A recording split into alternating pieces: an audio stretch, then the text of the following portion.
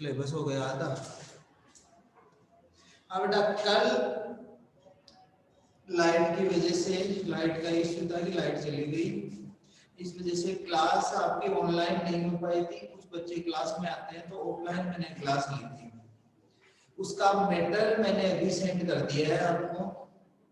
Explain मैं अभी कर रहा हूँ, आपके ग्रुप पर मैंने सेंड कर दिया है वो मैटर। कल जो क्लास हुई उसको मैं एक्सप्लेन अभी कर रहा हूँ। देखिए कल टॉपिक लास्ट अपना टॉपिक था इकाई, यूनिट। इकाई होती क्या है? जैसे इकाई का मतलब होता है कि पर्टिकुलर किसी चीज का अपने को आइडेंटिफाई करे, किसी चीज को आइडेंटिफाई, मापन को दर्शाए। इकाई अपन किसी भी चीज का मापन जब करते हैं, जैसे मैंने लिखा 5 मीटर, ठीक है, या 50 केजी, मैंने किसी चीज का माप किया।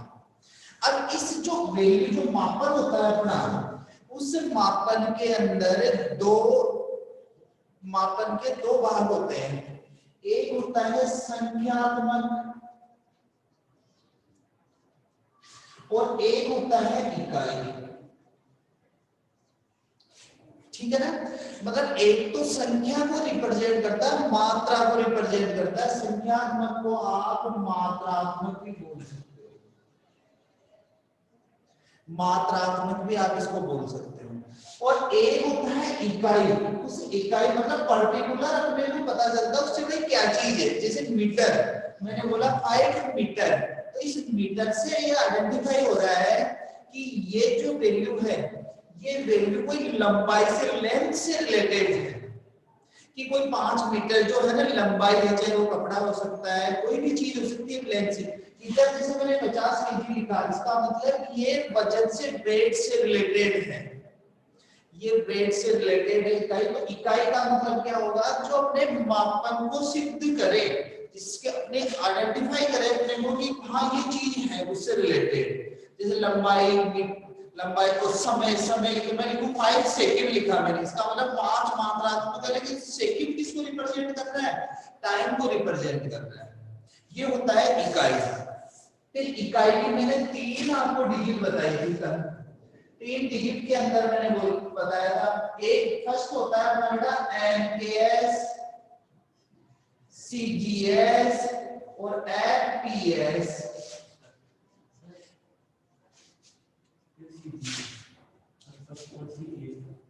कोई दिक्कत नहीं है, ऊपर नीचे लिख सकते। एमकेएस, सीजीएस ऊपर नीचे लिखने से कोई फर्क नहीं पड़ता हो। देखो एमकेएस और ये 3 यूनिट इकाइयों के अंदर 3 सिस्टम चलते हैं बड़े। फर्स्ट एमकेएस लिया, जैसे मैंने कहीं पे ऊपर लिखा हो सीजीएस, उससे क्या फर्क पड़ता है? सिस्टम हो, मैं एफपीएस को ऊपर लिख सकता हूं। देखिए एमकेएस, एमकेएस का मतलब आप लंबाई को इसके अंदर, एमकेएस सिस्टम में लंबाई को किसमें मापोगे? मीटर के अंदर। के किलोग्राम, इसका वेट किसको नापोगे? किसको? द्रव्यमान को। द्रव्यमान को किसमें लोगे? किलोग्राम, केजी में। और समय को किसमें लोगे? सेकंड में। ये सिस्टम एमकेएस फिजिक्स के अंदर भी आएगा बेटा। लंबाई मीटर, द्रव्यमान किलोग्राम, समय सेकंड। फिर बढ़ते हैं सीजीएस। सीजीएस के अंदर अगर अपन देखेंगे तो लंबाई को अपन मानेंगे सेंटीमीटर में, सीएम में, द्रव्यमान को मानेंगे ग्राम में, और समय को किसमें लेंगे? वही सेकंड में, ठीक है। फिर आ जाएगा एफपीएस, इसको लंबाई को किसमें लेंगे? Foot, pound and second. ये 3 सिस्टम चलते हैं। तो 3 सिस्टम के अंदर फर्स्ट सिस्टम एमकेएस, बेटा आगे जरूरत पड़ेगी क्योंकि इनमें ये यूनिवर्सल मात्रक होते हैं, तो इनसे अपन बनाते हैं व्युत्पन्न मात्रक। व्युत्पन्न मात्रक ऐसे मात्रक जिनका व्युत्पन्न हो, मुख्य मात्रक से जिनका निर्माण हो, उन्हें बोलते हैं व्युत्पन्न मात्रक। आगे लेंगे तो 3 सिस्टम एमकेएस, लंबाई, द्रव्यमान, किलोग्राम, समय, लंबाई का मीटर, तो अगर सीजीएस में लेंगे तो सेंटीमीटर, फिर आ जाएगा एमपीएस फुट, द्रव्यमान का आ जाएगा ग्राम या पाउंड। ओके बोलो डन। आगे बढ़ते हैं। अब एक बेटा आपके एक सिस्टम मैंने और सेंड किया है, एसआई यूनिट। फिजिक्स की अगर किसी ने फिजिक्स की क्लास ली होगी तो फिजिक्स की क्लास में भी ये हो गया आपके। देखो एसआई इंटरनेशनल यूनिट्स होती है। एसआई 1960 के अंदर 1960 में फ्रांस में भार व मापन से रिलेटेड एक कॉन्फ्रेंस हुई थी और उस कॉन्फ्रेंस में सभी भौतिक राशियों को 7 में डिवाइड करके यूनिवर्सल मात्रक दिए गए थे। उनके 7 भौतिक राशियों के को यूनिवर्सल सार्वत्रिक मानकर उनका फिर उसमें वो यूनिट दी गई। जैसे पहला लंबाई का मीटर मैंने सेंड कर दिया आपको, मीटर लंबाई का मीटर। दूसरा द्रव्यमान का केजी लिया, समय का सेकंड लिया, विद्युत धारा का एम्पियर, और फिर क्या बच गया और उष्मागतिकी टेम्परेचर, उष्मा का केल्विन। फिर आ गया आपका तापक्रम, उष्मागतिकी का केल्विन, उष्मागतिकी तापक्रम बोलो या ओनली टेम्परेचर बोलो, एक ही बात है। फिर बच गया आपका पदार्थ की मात्रा। पदार्थ की मात्रा को केमिस्ट्री में मोल में लेते हैं। मोल कितने मोल, आगे आएगा बेटा ये टॉपिक बताऊंगा मोल बनाना कैसे बनाते हैं मोल। नेक्स्ट आ जाएगा आपका ज्योति तीव्रता, जिसका आता है कैंडेला। ठीक है, 7 यूनिवर्सल ये मात्रक दिए गए हैं। फिर यहीं पे मैंने एक आपको टॉपिक और बताया था, वो होता है उपसर्ग। बेटा कुछ इकाइयों के आगे, इकाइयों से पहले उपसर्ग लगे होते हैं। उपसर्ग हमेशा पहले लगता है और पढ़ते बाद में लगता है, हिंदी में पढ़ते उपसर्ग। जैसे उसमें आप मैंने एक टेबल सेंड की, आपको लिखा हुआ मिल जाए 10 की पावर 2, लिख दिया 10 की पावर 2 मीटर। तो इसको क्या बोलेंगे? एक चीज और होती है कि इसमें अगर मान लो ऐसे नहीं लिखा हुआ मिले आपको, तो यूं लिख दे, कोई नाम दे देगा 10 की पावर 2 का नाम दे देगा, जैसे मेगा, गीगा, गीगा मीटर।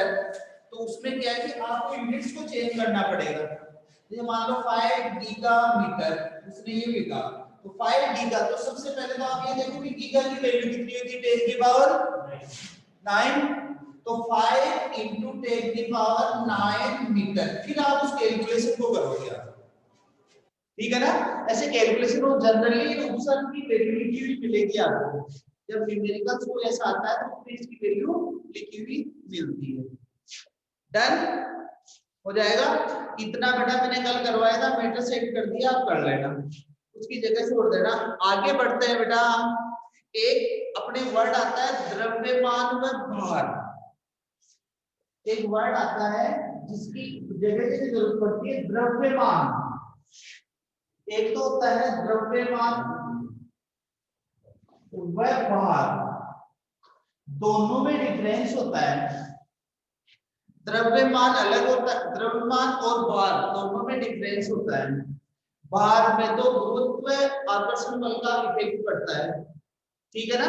जैसे मान लो कोई 50 केजी का आदमी अगर वो स्पेस में जाके वेट करेगा तो क्या 50 ही आएंगे तो उसका, लेकिन उसका द्रव्यमान तो चेंज नहीं होगा, तो रहेगा तो 50 का ही, लेकिन उसका उस पे किसका इफेक्ट पड़ेगा, उस पे त्वरण का इफेक्ट पड़ता है। अब हेडिंग डालो द्रव्यमान व भार, द्रव्यमान व भार, हेडिंग डाल दो। लिखो इसमें, किसी पदार्थ का द्रव्यमान, किसी पदार्थ का द्रव्यमान उसमें उपस्थित द्रव्य की मात्रा होता है। किसी पदार्थ का द्रव्यमान उसमें उपस्थित पदार्थ की, उपस्थित द्रव्य की मात्रा होता है, द्रव्य की मात्रा होता है। और कितना मीटर इसमें उपस्थित है। अब मीटर का बेटा मैंने टाइप्स आपको बता दिए, सारे अलग अलग टाइप्स होते हैं। फर्स्ट क्लास के अंदर मीटर के टाइप्स आपको बताए थे। मीटर मींस द्रव्य, ठोस द्रव गैस किसी में भी हो सकता है, अपने बॉडी मीटर से मिलकर बनी होती है। नेक्स्ट, जब भी किसी वस्तु का भार जबकि किसी वस्तु का भार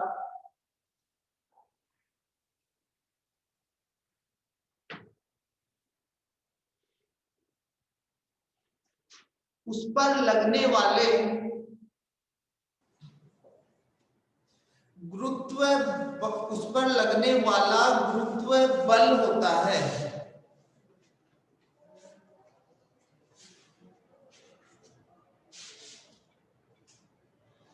गुरुत्व बल होता है। नेक्स्ट लाइन में,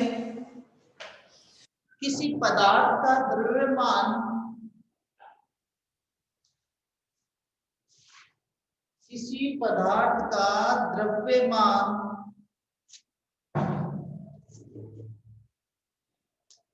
स्थिर होता है, लेकिन स्थिर होता है लेकिन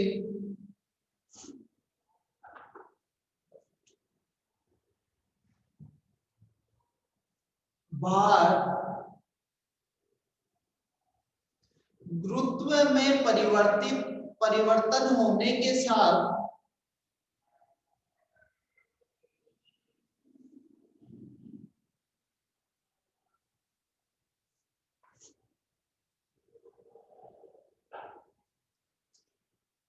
परिवर्तित होता है।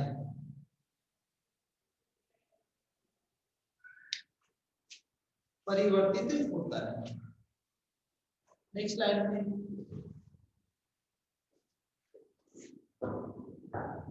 द्रव्यमान का ऐसा ही मात्रक किलोग्राम होता है।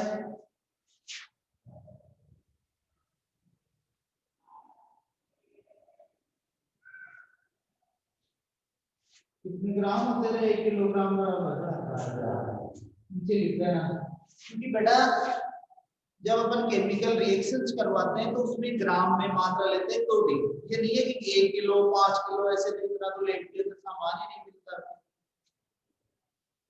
रेडिकल जो होते हैं कि 5 किलो लेकर आप जब रिएक्शन करवाओ तो बड़ा वो होना चाहिए फिर आपको रिएक्शन करवाने में।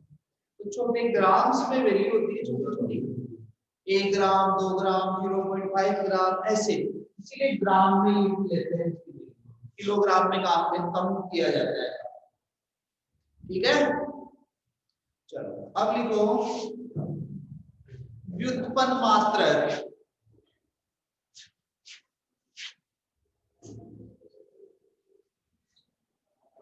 व्युत्पन्न मात्रक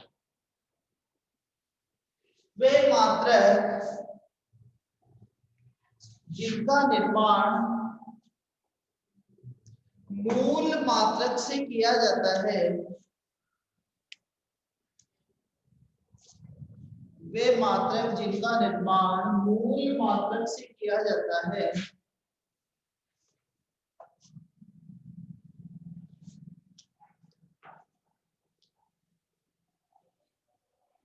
व्युत्पन्न मात्रक कहलाते हैं। व्युत्पन्न मात्रक कहलाते हैं।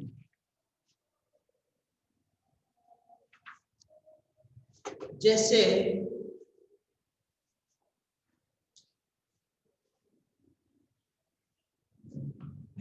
जैसे 1 नंबर लेते हैं ना, आयतन।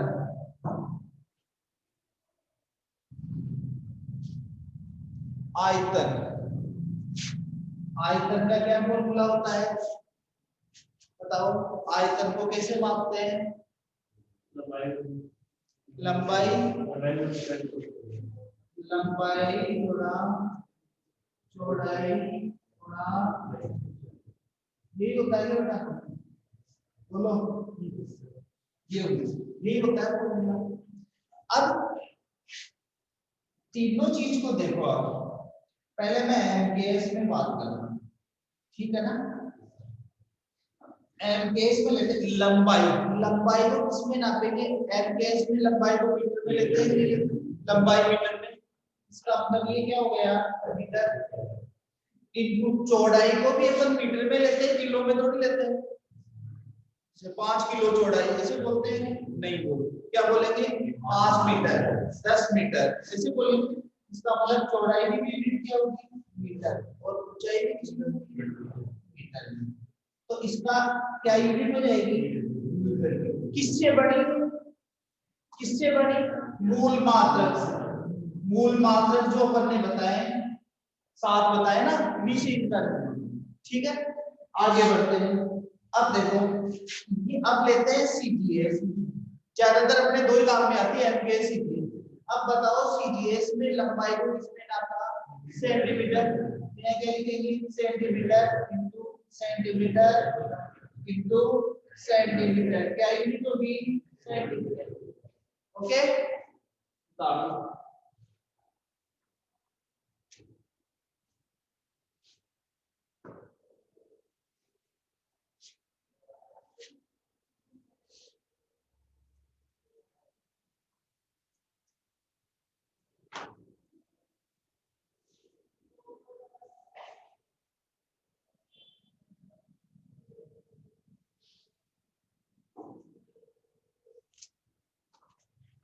ओके बेटा डन।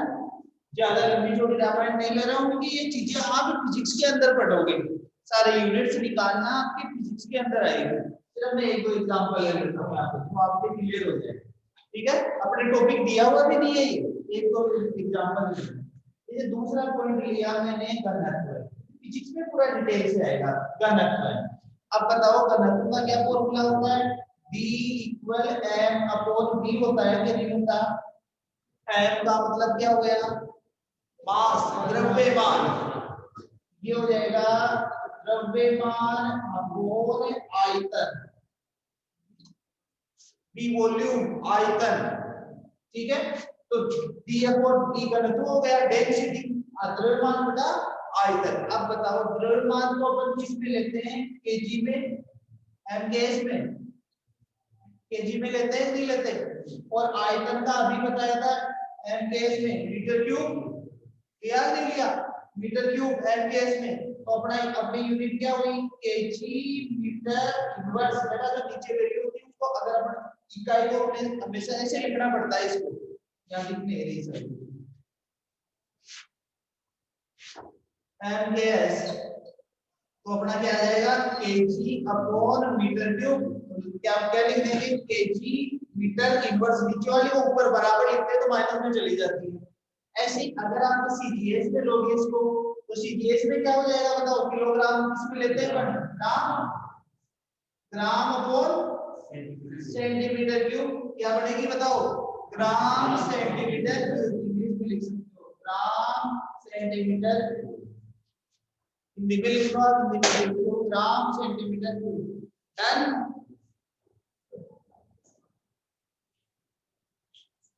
समझ में आ रहा है क्या मुझे।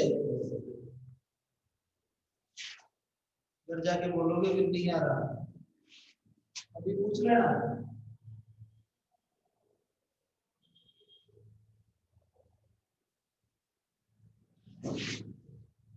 खुशी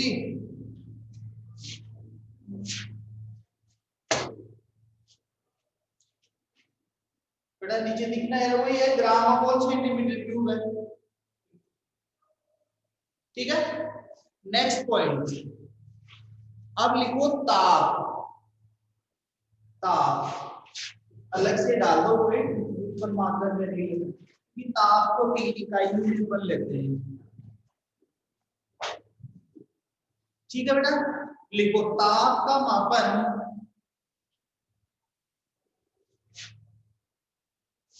3 पैमानों में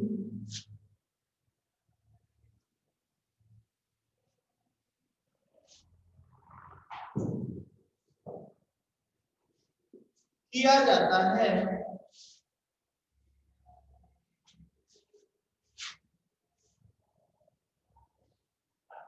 degree Celsius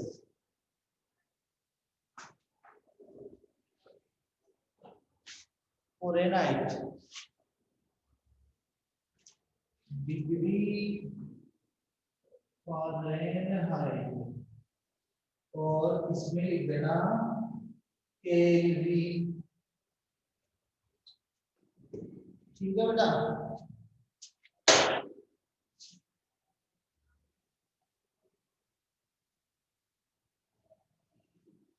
Celsius, degree Fahrenheit,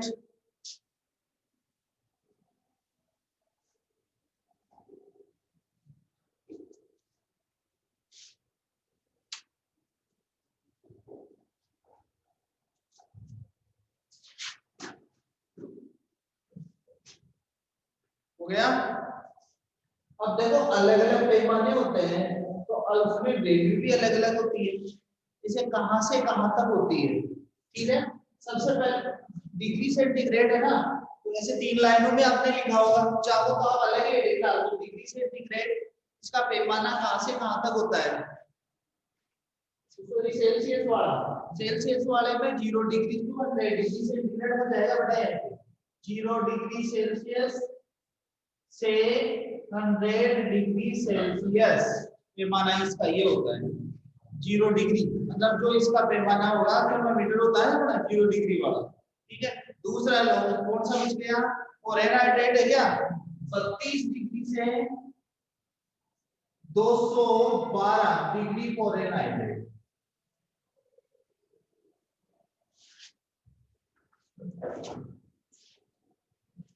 और इसका तो पता है कि 200 से स्टार्ट होता है, 273.15 केल्विन से 373.15 केल्विन। जनरली अपन इन 0.15 के यूज में लेते नहीं है कैलकुलेशन में, डायरेक्ट ऐसे ही करते हैं। ओके बेटा, ठीक है। चलो अब इसमें कुछ एक दो चीजें लिखो आप। अगला पॉइंट लिखो इसी के अंदर, इसी में टेम्परेचर के अंदर ही है कुछ वैल्यू अपने, जैसे नॉर्मल सब पूछा जाता है, जैसे मानव शरीर का टेम्परेचर कितना होता है इसमें ले, पर फ़ारेनहाइट भी कितना होता है, सेल्सियस हिमांक, जल का हिमांक कितना होता है। देखो बेटा जल का हिमांक, जल का हिमांक, अब जल हिमांक का मतलब जमना, जमाव बिंदु। पानी 0 डिग्री पे जमना चालू हो जाता है तो 0 डिग्री। अब इसका मतलब ये पैमाना वैल्यू वही होगी, 0 डिग्री किसकी इक्वल होगी, 32 फ़ारेनहाइट, यही हुई ना, और केल्विन भी इतनी हो गई, तो इसका मतलब 0 डिग्री लिखो। क्या लिखा, जल का हिमांक देश लगा के लिख दो 0 डिग्री सेल्सियस या 32 डिग्री फ़ारेनहाइट है, लिख दिया। दूसरा मानव शरीर का ताप 37 डिग्री सेल्सियस, 37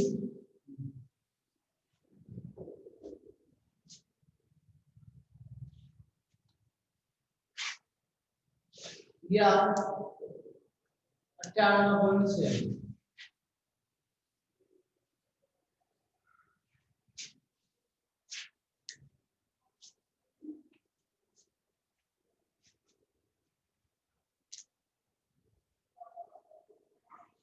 ठीक है बेटा, फिर लिखो कमरे का ताप 25 डिग्री सेंटीग्रेड,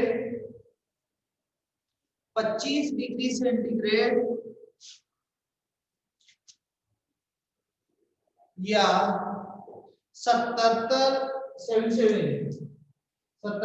डिग्री फ़ारेनहाइट, 77 लिख दिया। नेक्स्ट जल का क्वथनांक, जल का क्वथनांक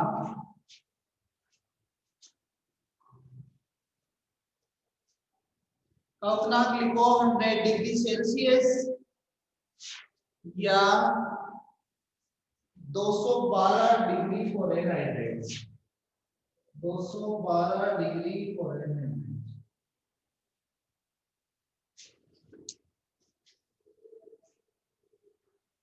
ओके, फिर लिखो आप नेक्स्ट फ़ारेनहाइट व डिग्री सेल्सियस में संबंध,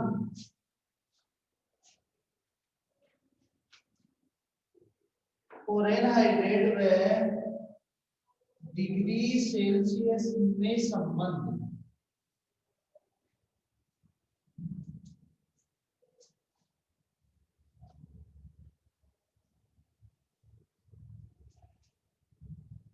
Fahrenheit equal 9/5 degree centigrade plus 32।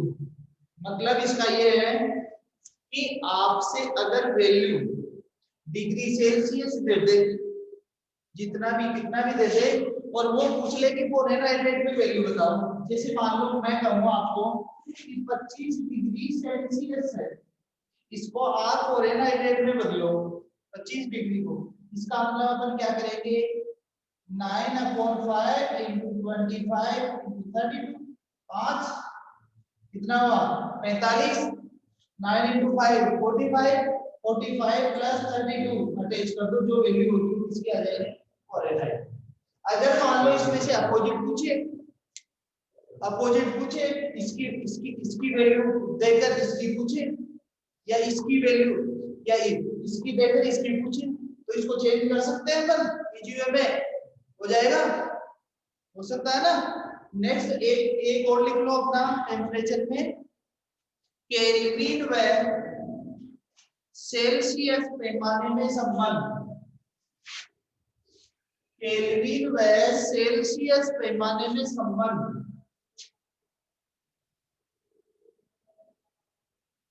Kelvin व सेल्सियस पैमाने में संबंध। देखो बेटा, K equal degree centigrade plus 273.15, अगर सेल्सियस में वैल्यू दे दे, 0.15 को लिखना जरूरी नहीं है क्योंकि ये तो पॉइंटों में वैसे ही पड़ा रहेगा।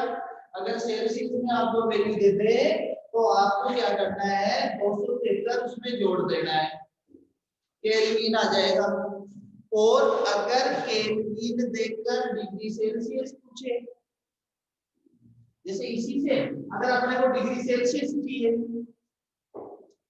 क्या दे, और केल्विन दे रखा हो तो अपन क्या करेंगे डिग्री सेल्सियस K - 273.15, बोलो ठीक है, आ गया। फॉर्मूला लिख दो,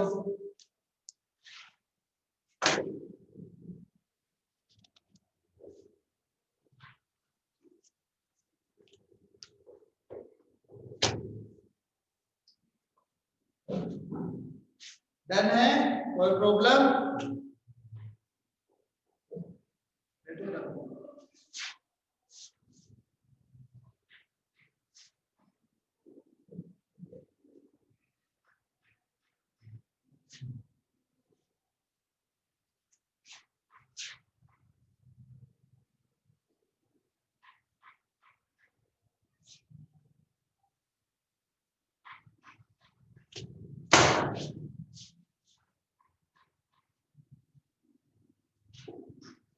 अगला पॉइंट अपना स्टार्ट करेंगे सार्थक अंक।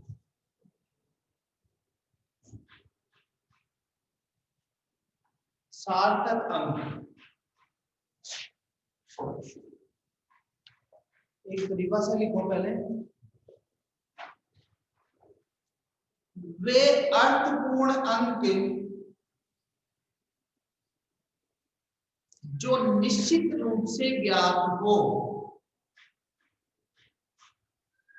सार्थक अंक कहलाते हैं। वे अर्थपूर्ण अंक जो निश्चित रूप से ज्ञात हो, सार्थक अंक कहलाते हैं। अब इसका मतलब क्या है, जैसे मान लो अपन कोई वैल्यू, अपन किसी की कोई मापन किया 0 0 1 ऐसे निकाला, अब इसके अंदर सार्थक अंकों का मतलब अंक कितने हैं, जो संख्या अपन ने मापन जो किया, क्योंकि बेटा मापन में अनिश्चित अंक भी होते हैं।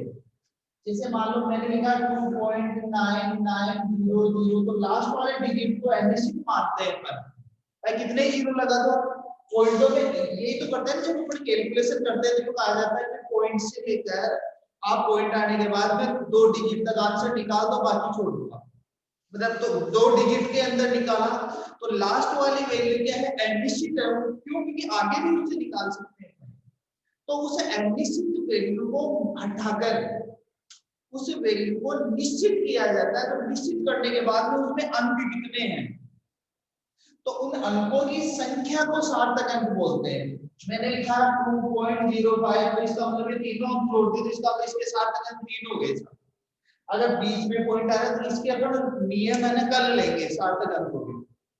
इसमें कैसे ज्ञात किया जाता है, फिजिक्स के अंदर भी ये टॉपिक सार्थक अंकों को ज्ञात कैसे करेंगे। इसमें पॉइंट से जो जीरो बीच में आए पॉइंट के उसको काउंट होता है नहीं होता है, या पॉइंट के बाद में ओनली जीरो ही जीरो हो तो वो काउंट होते हैं नहीं होते हैं, पीछे अगर कोई यूनिट आ जाए तो काउंट होंगे नहीं होंगे। तो इनको इनकी कैलकुलेशन करना, राउंड ऑफ करना, कई चीजें हैं इसकी, तो उनको अपन लेंगे कल। डेफिनेशन आज की है सार्थक अंक की, इसको डिटेल से कल करेंगे क्योंकि आज वो नहीं पाएंगे, लंबा टॉपिक है और एक ही फ्लो में होगा तभी अपन इसको समझ पाएंगे। ओके बेटा, थैंक यू, डन।